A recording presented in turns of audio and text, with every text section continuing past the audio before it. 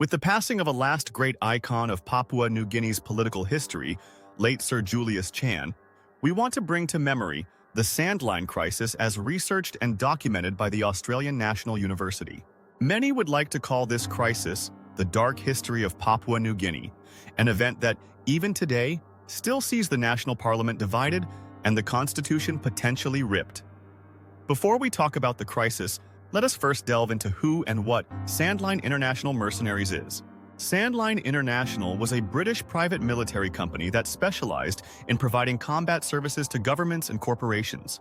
Known for their controversial involvement in conflicts across Africa and Asia, they often worked alongside Executive Outcomes, a South African mercenary group.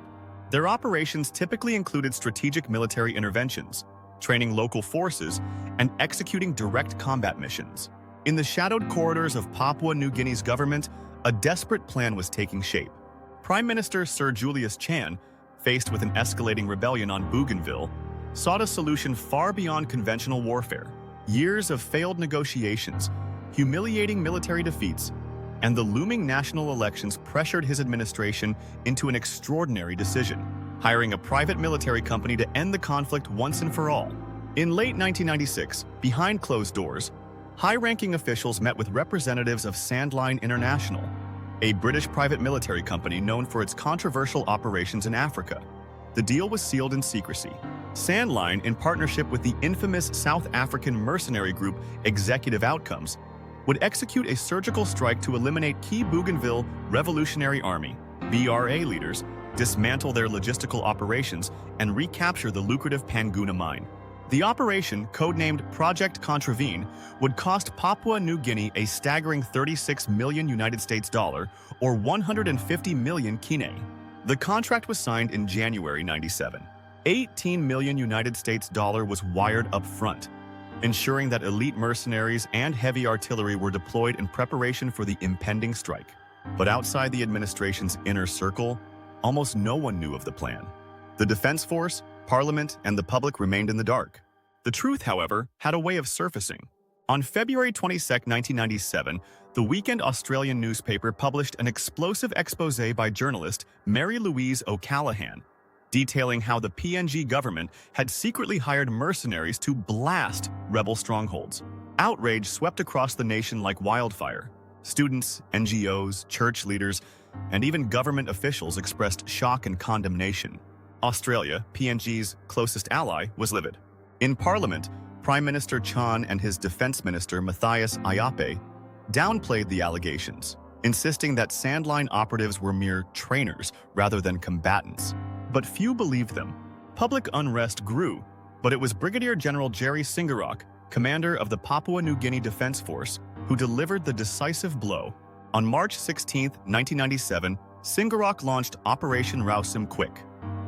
In an unprecedented move, he ordered the detention of all Sandline personnel, effectively halting the mercenary operation before it could begin. Then, in a dramatic turn, he took to the national airwaves, denouncing the Prime Minister and his senior ministers, calling for their resignations. His defiance electrified the country. Students took to the streets in massive protests, businesses shuttered, and Parliament found itself besieged by an angry public demanding accountability. Sir Julius Chan reacted swiftly, dismissing Singirok and accusing him of insubordination, even treason.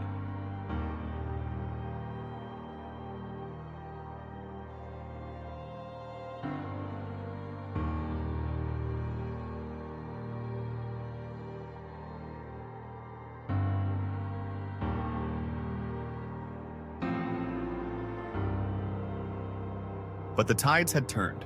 Singirok, now a national hero, maintained firm control over the army, ensuring that the protest did not descend into chaos.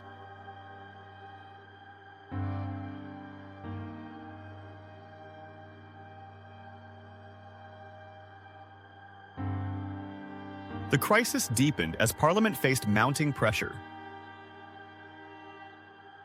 On March 26, Chan, Haiveta, and Ijape were forced to step aside pending an inquiry into the scandal.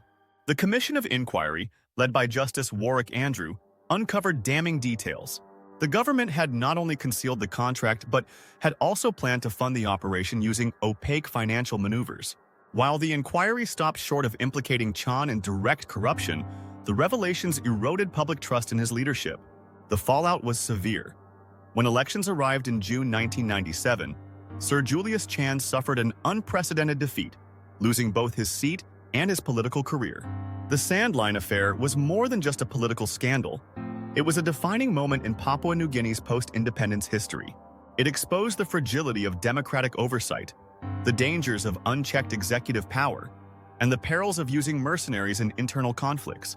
Ironically, the crisis also pushed Bougainville closer to peace. With the military option off the table, negotiations intensified, eventually leading to the Bougainville peace agreement in 2001. As the dust settled, Singirok's once heroic image was tarnished by later revelations that he had engaged in questionable dealings with international arms suppliers. Meanwhile, Sandline International sought compensation in international courts, claiming PNG had defaulted on its payments. To this day, the Sandline Affair serves as a stark reminder of how fragile political systems can be, how swiftly power can shift, and how secrets, no matter how deeply buried, always find their way into the light. With the passing of then Prime Minister Sir Julius Chan, we at NarratePNG will bring you files and files of deeply entrenched truths to educate and rewire the thinking of next generations. Our next video is a deep dive into late Sir Chan's monetary policy that is very greatly impacting lives and economy of Papua New Guinea today. Subscribe and get to hear the next video when it is released.